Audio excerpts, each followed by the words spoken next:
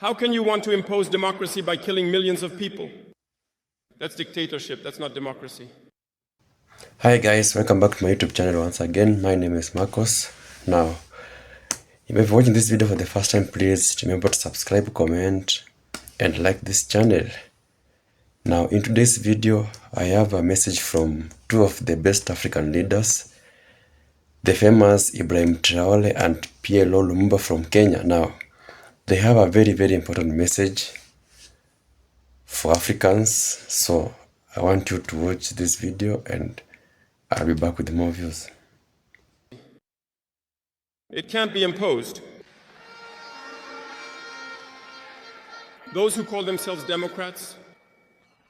But look, we've seen scenes where people were prevented from entering assemblies. We've seen scenes where forces stormed into assemblies to force the deputies to pass legislation. We've seen scenes worse than that, where people kill their protesters, yet they call themselves Democrats, and we are labeled as coup plotters.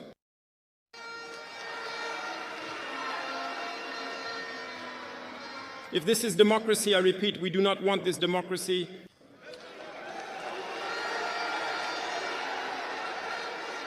And when you often see the incompetent, they don't seek to understand what the word democracy really means. They just cling to the definition he gave imperialism, and they start talking of democracy without really knowing the foundation. That's incompetence. We need to seek knowledge, to understand, to look at the world in order to redefine democracy the way we want it in Africa. Comrades of the various governments of the AES, dear participants of the first summit of the heads of state of the IAS, good morning. It is a great pleasure and an honor to be here today. A blessed date, a memorable date, the CIG 2024 here in Niamey. First of all, let us give thanks to God who allowed this day to be. We thank Him for everything He has done for us until today and everything He will do for the people of the AES.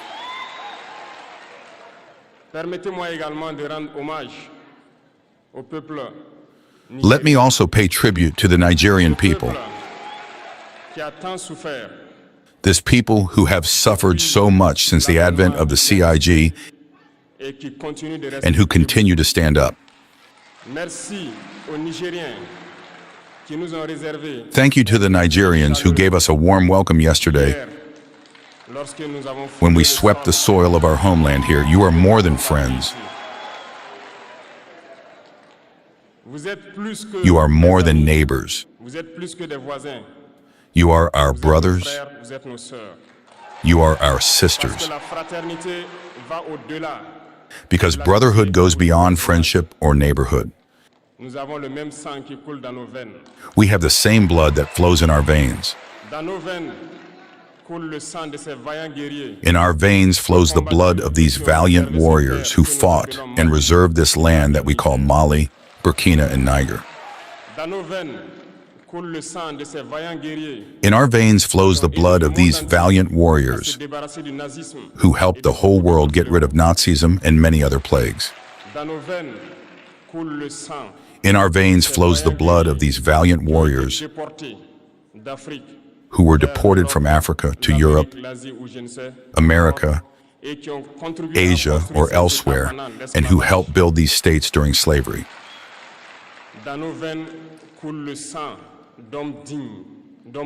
In our veins flows the blood of worthy men, robust men, standing men. And for this, let us be proud and be grateful for being descendants of the AES.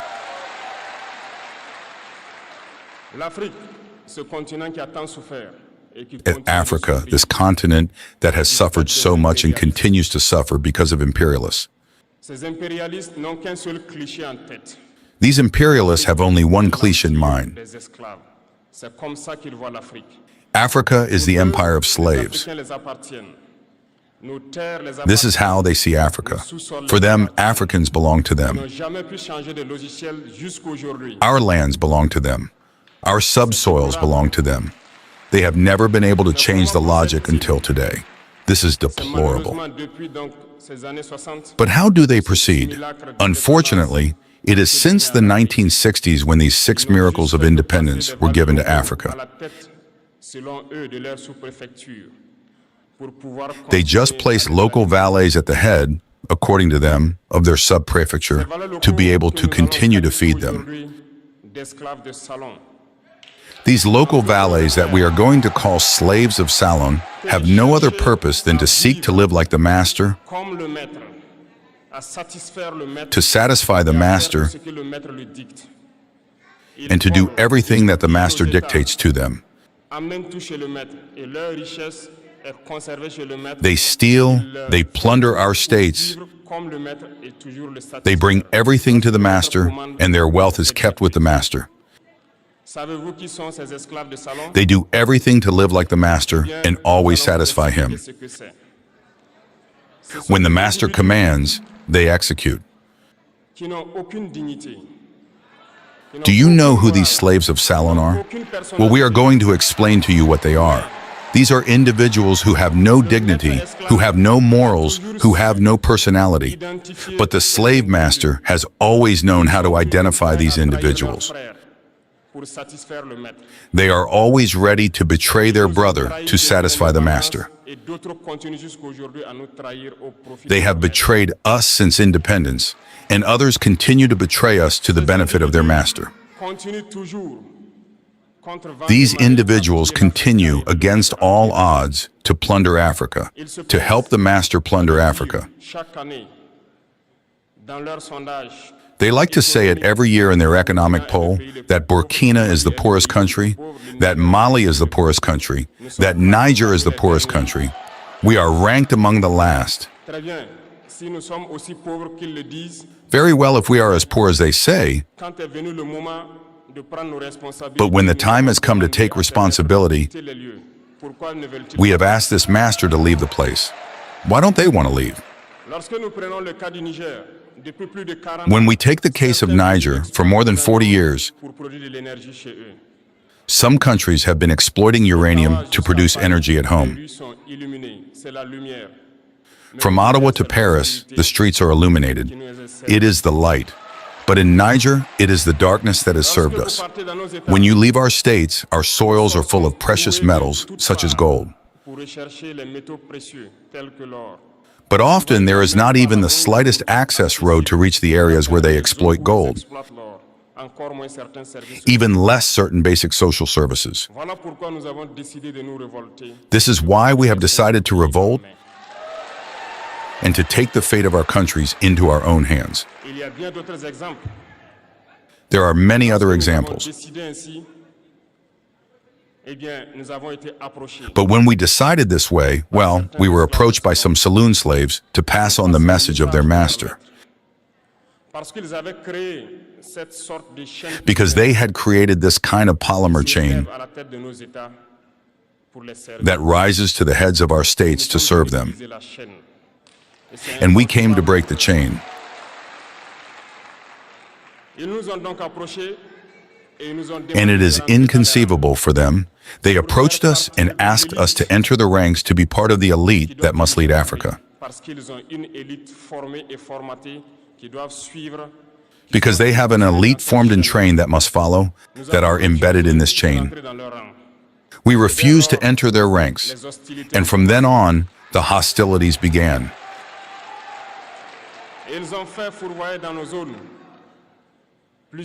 They made several mercenaries, deformers, agents, to come down to the Sahel to lead barbaric, cowardly attacks against our people, hoping to revolt them.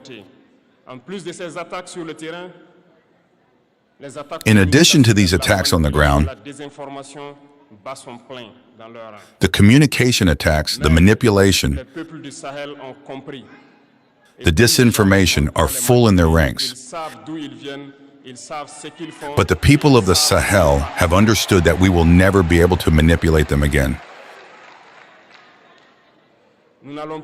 They know where they come from, they know what they do, and they know where they are going. We will no longer allow this. People are awake, and people are fighting today. not for ourselves, but for future generations. And thank you all for the fight that has been fought. This never makes us cry. We will not tremble. We will face. We will fight for real independence, for our freedom. Because to frighten the people of the Sahel, these individuals have only 3 words in their mouths: democracy, freedom, human rights. Of course, their local values are only elected in a democratic, free, and transparent process according to their values.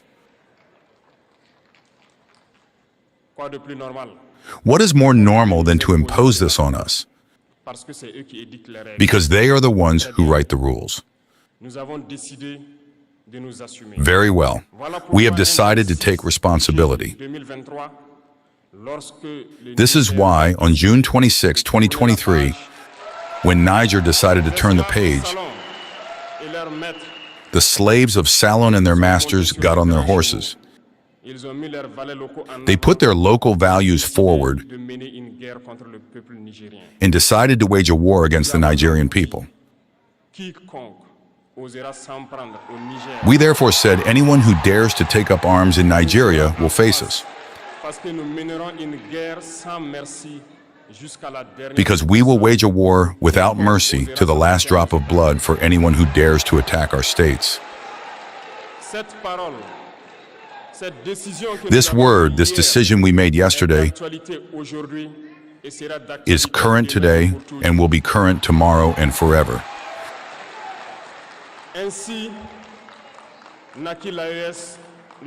Thus, we won the EIS on September 16, 2023, in a mutual defense architecture. But we felt it was necessary to extend and expand the EIS architecture. What brings us together today must allow us to go to other areas in addition to defense, including finance and economy, infrastructure, health, education, and so on. I therefore wish this moment to be for us a story that we will write for the EIS, but above all, for Africa and for the whole world. May God illuminate each and every one of us. May God inspire us in the tasks entrusted to us. And above all, when we do all our work, may we have only one thing in mind: the supreme interest of our populations. On this, we once again pray good God that He accompanies us all in our different tasks, that He protects our fighters, who thanks to them allow us to sit here and exchange about the future of our states. So once again, thank you, Nigerian people. Be united and united as one, people of the EAS, the homeland, or the death. Elect our governors, we'll have our ministers. That will happen, but they are not bothered. After we have elected them, you'll then see them sending their arrows ahead. You'll see Bill Gates come and meet your president. You'll see Tony Blair come and meet your president. You'll see Macron come and meet your president. You'll see all of them. And then they will never admit, but they'll be told, if you want money in agriculture, behave this way. If you want money in this area, behave this way. They will never tell that to the Chinese. They will never tell that to the Indians. They will never tell that to the Vietnamese. They will never tell that to the Koreans, but in Africa, they tell us. That is why, as I speak to you now, under this new scramble, the IMF and the World Bank are back, telling you who to hire in your universities, what to sell and what not to sell. It is a sad situation. So today, as I look at Africa in that new scramble, the Chinese are here. I hope that this institution was not built by the Chinese.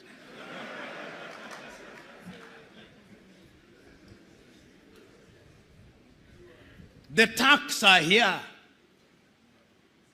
The British are here. The French are here. The Qataris are here. The Americans are here. This time round, they are so subtle that we don't even recognize them, but they control us. What are we going to do about it in order to develop? We must do something.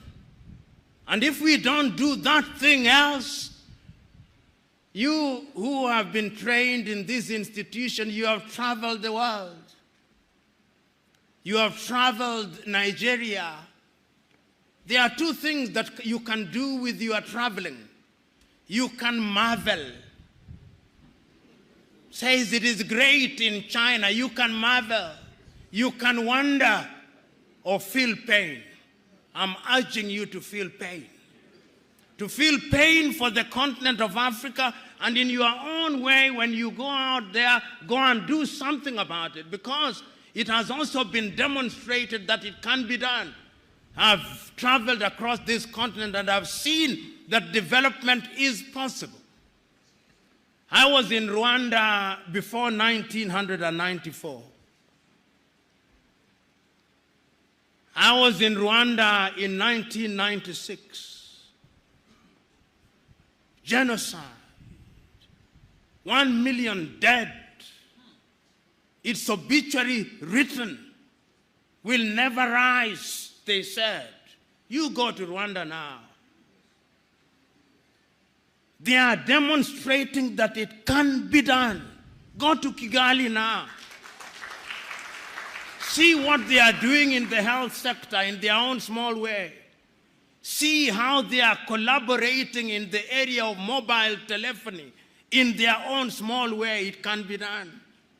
I've been to Botswana and I've seen what they are doing in their own small way. I've been to Mauritius, see what they are doing in their own small way. And they do not have the resources that other countries have. They do not have the resources that the Democratic Republic of Congo has. And I'm giving these examples to say that indeed it can be done, and it can be done within the continent of Africa. So what we must do is to begin to pull together. You know,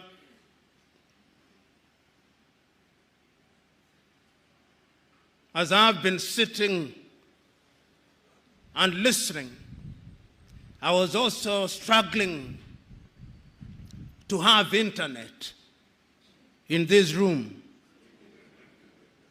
And every effort was being made to connect me to internet. And all those efforts failed. Why? Because we are in an era of the Internet of Things. We are in an era of nanotechnology. It cannot be right that in Africa's largest economy, in Nigeria, I do not have internet at an institution that deals with security. You get the point that I'm trying to make? It cannot be right. And I know why we don't have internet connectivity. It is because we are divided. We have 55 telephone access codes. Nigeria 234, Ghana 233, Kenya 254, Tanzania 255, Uganda 256, Zambia 260, Zimbabwe 263. How can we, in this day and age, you cross into Benin, you cross into Togo, you cross into Guinea-Bissau, you have a different internet connectivity. Why can't Africa have a single satellite and a single telephone code, so that when I travel from Mogadishu in Somalia to Dhaka in Senegal, like the Chinese do, like the Americans do, like the Indians do, we can have the same, because communication is critical to development. And I'm saying this Part of my agenda is to prick your conscience with live examples that you may go out there irritated, but irritated to do the right thing. And I'm suggesting that indeed, when we talk about development, this is what we must do. But is Africa conscious of her state? Yes, Africa is conscious. This is what makes me happy. That after all these analysis, it appears to me that Africans have now recognized that going forward, we can only defeat the conspiracies, we can only have development as we are talking about it by working as a team. And that is why beyond the Millennium Development Goals, beyond the Sustainable Development Goals, we as Africans under the aegis of the African Union do now have our grand vision of Africa Agenda 2063. And that Africa Agenda 2063, let me tell you, if we can fulfill it, many of you here will be upstairs by the year 2063. But our contribution, perhaps you do not know what I mean upstairs, not up. You will be with the Lord himself. But the most important thing is that Africans are now beginning to see beyond the next election. Because part of our problem in Africa has been that we plan in 5-year circles. We don't have a grand agenda, but now we have a grand agenda. And if you look at the 7 pillars of Africa Agenda 2063, everything is covered. Health is covered. Research and science is covered. Climate change is covered. Women's participation is covered. Democracy and governance is covered. The arts and the culture are covered so that Africa can become a serious player in the international agenda. As we speak now, we are not a serious player.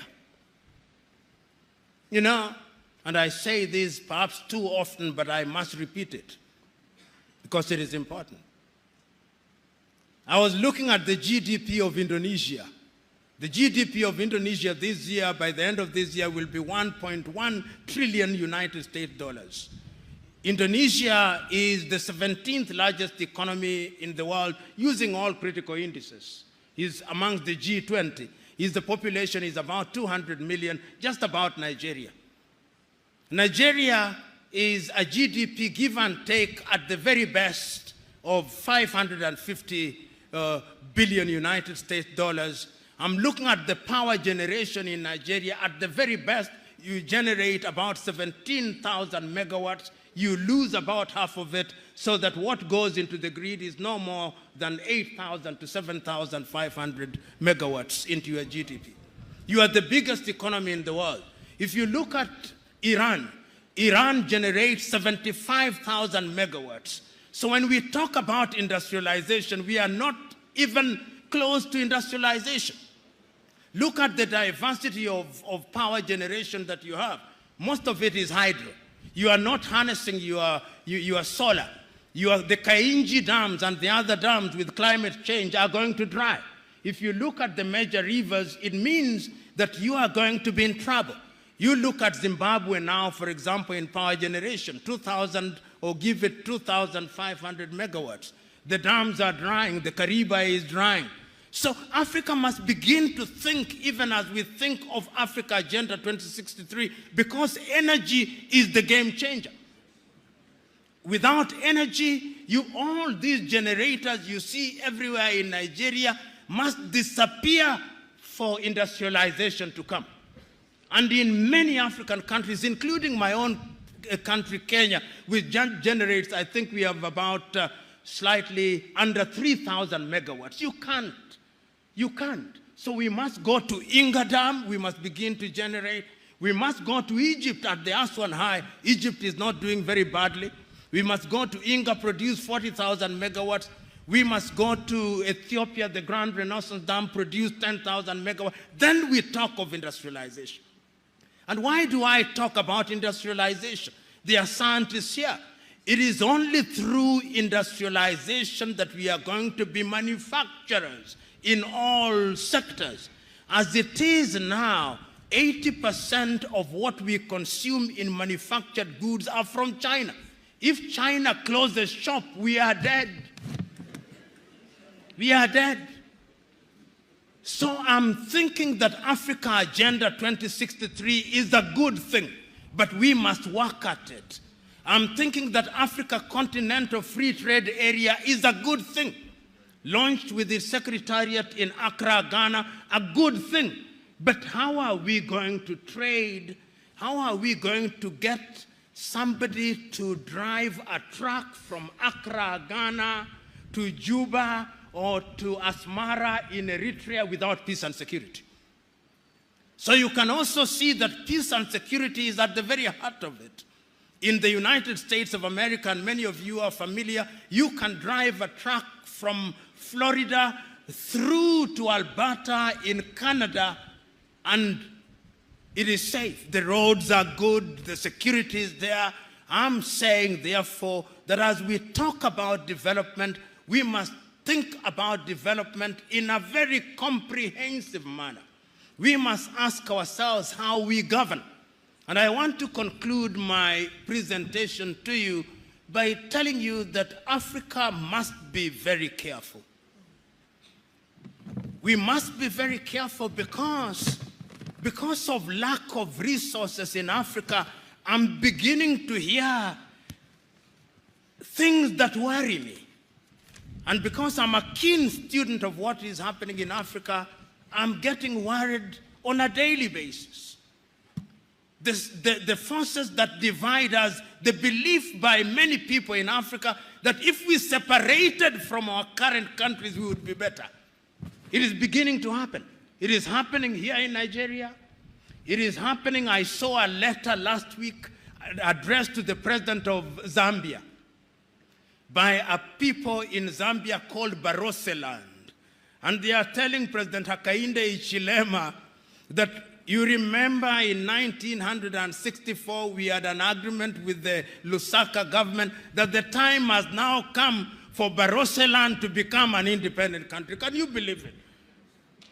I hear people in Namibia saying, do you remember that there was a strip called the Caprivi Strip?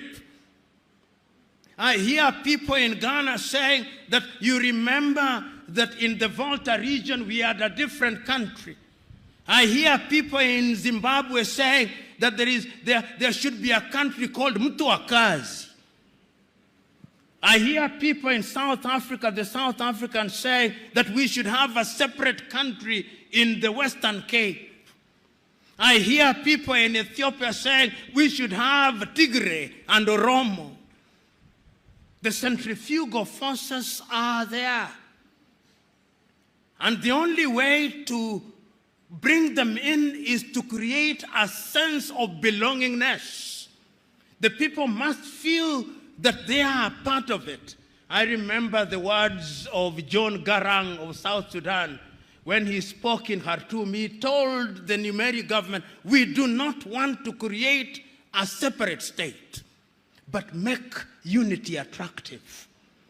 Make unity attractive, make Sudan attractive, make Khartoum attractive, because if you don't make it attractive, we will separate, and that will make us weaker. And I'm saying this because of this thing we call democracy. Democracy demands that people have a sense of belonging and that they believe that the country in which they live represents their interests and that deliberate efforts are being made in that regard. So, fellow Africans, I'm one who believes that this continent has a contribution to make. There is not a continent today that has the natural resources that this continent has.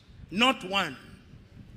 There is not a continent today that has a population as young as ours, which could be a resource. There is not a continent. There is not a continent today that has the resources in different diverse ways which can be harnessed. With a population of 1.4 billion, we are a potential market. But we must also warn ourselves. I am aware that you are talking about climate change. It is only through unity, therefore, that we can fight all these. Our rivers are drying.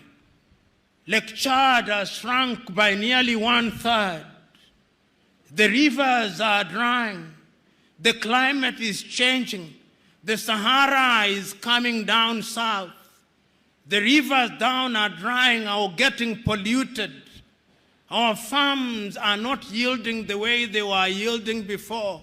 Our seeds are being destroyed. Our young men and women are running away. And remember, the Germans are now saying, we want young people. The Canadians are saying, we want young people. We are in danger. You who have been trained in this institution, now go back to your countries and tell your countries that yes, there is a conspiracy against the continent of Africa, but the human relationship, is it not about conspiracy? Even in families, are there not conspiracies? Is it not our duty to fight and defeat those conspiracies so that that is no longer an excuse? Go out there and say that we have the possibilities and that these possibilities require and demand that we look at Africa as a total whole. Go out there in your little ways and make your contribution. The 78 of you who are graduating here today, I'm suggesting to you that development must start with you. Go back and let in every institution where you are, let it be said that since he came back from NISS, he or she is different. He is different in a positive way. And all of us who are here, whether we are politicians or academics and in different sectors, let us go out there having made a solemn vow that Africa must do it. If you can't do it for yourself, ask yourself which Nigeria you want to bequeath to your children and your children's children. You are here, maximum 40 years, you will have gone upstairs. But after 40 years, in which kind of country will you want your children to be? This is the question. It is not about you and me. It is about them. This is intergenerational. Africa must change. Africa can change. And it can only change if we change our minds. And our minds we must change.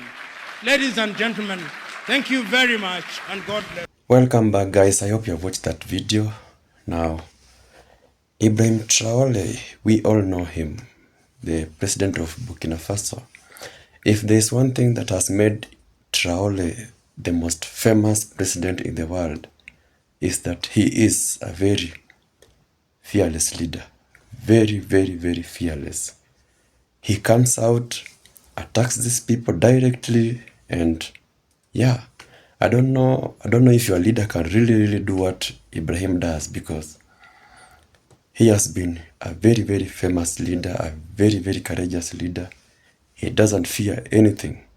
He's that leader that comes out and speaks the truth and, yes, passes the message to the whole world, and he's gone. And that thing has made him a very, very, very powerful leader, a very famous leader, a loving leader. Now every country knows Ibrahim Traore. I don't know if there's anyone who doesn't know him, because Ibrahim Traore is a very, very trending good leader. That's why Burkina Faso is now a very, very famous country. Burkina Faso used to be a very, very poor country, but since Traore took office, a lot has changed in that country, and it's now a well-ranked country, a well-known country. His people love him. His people cherish him. He has been a good leader, a leader who listens to his people. A leader that many of us really want, because our leaders have completely failed us. And Traore has been preaching these things each and every time, that leaders should take care of their people, just as he does. He takes care of people of Burkina Faso. He has been ruling very, very well, and that's why even the United States fear him so much, because he's a very, very, very, very courageous and true leader. So he has sent a message. You have heard his message. How Africans we are blessed, how these people are trying to take what is ours, how they're trying to take the opportunities that we have. And these things Ibrahim Traore has been preaching for very, very long. Like every time he comes out, he speaks these things, and most of our leaders, they don't even do anything about it. You have also heard the message of PLO Lumumba. He has also come out and preached these things because we need to be united as Africans. We really, really, really need to be united. But if we become cowards, we won't really, really make it. These people will overtake us. So they have been preaching these messages all the time, and thanks to them, this will reach many, many, many, many, many leaders across Africa and Caribbean. So big up to that. So our leaders, it's high time that they should be cautious about this. It's about time that they should start seeing these things, because if we will not be united, clearly in future we're going to have a very, very big trouble. You have seen what Trump is doing in his country. You have seen since he took office just 1 month, it has really, really, really, really affected many, many, many African countries. Many African countries have been affected with Trump going to office, because he has managed to stop so many, many, many aids that come to Africa. And that is a very big, big lesson to us that Traore has been preaching, that even Lumumba has talked about, that we should be able to manage ourselves, we should take care of ourselves, we should do things on our own. We should stop depending so much on these people. So I hope you have watched that video. I hope you liked that video. I don't know what you guys have to say about that video, but in the comment section we can interact. Tell me what you think about that video. Until my next video, one love.